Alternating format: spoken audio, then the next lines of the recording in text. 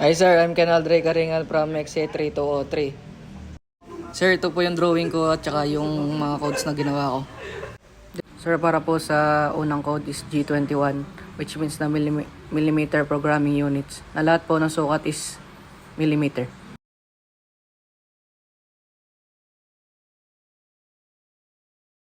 Then for G17 po is XY arc plane selection.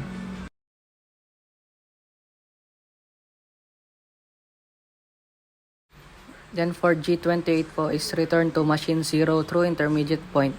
G91, G28 XYZ.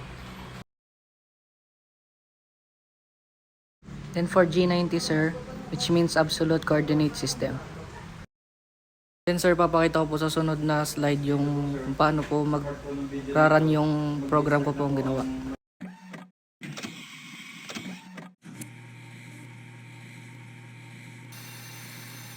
So sir, magsisimula po siya sa G0, which means na linear interpolation, na ang Y po is 100.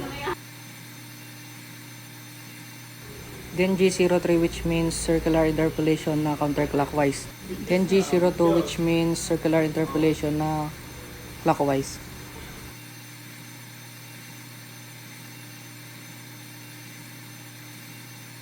Then circular interpolation counterclockwise naman po ulit.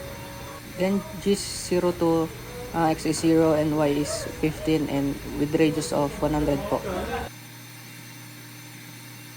Then circular interpolation po na counterclockwise. Then G02 na X is 110, Y is 0 and radius na 100 po.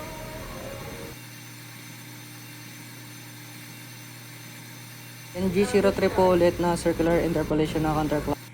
Then G01, Z50 naman po for the last.